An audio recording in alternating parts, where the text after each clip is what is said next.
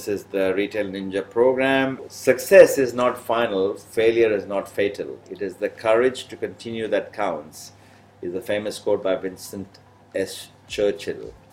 If you may recall the story of the American bison, which we had discussed earlier, you understand how this highly intelligent animal has learned that trying to outrun a storm is futile. By facing the storm and its own fear head-on, the bison figured out that a few moments of intensity and discomfort will result in a successful outcome more quickly than if it were to run the other way with the masses. In other words, courage is not the absence of fear, it is the will to overcome it so that fear becomes the driver as opposed to the dictator.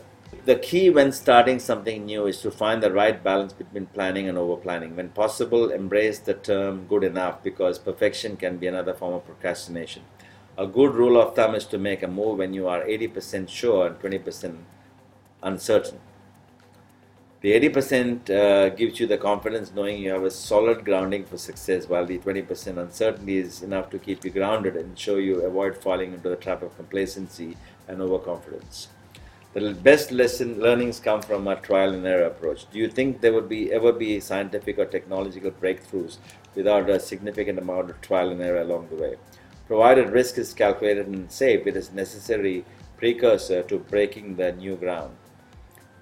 While you may go into a new situation with the mentality that it may not work perfectly the first time, you have the tools at your disposal to fine-tune along the way. There's nothing wrong with learning through implementation when you are breaking new ground. After all, by being first, you're already ahead of the game.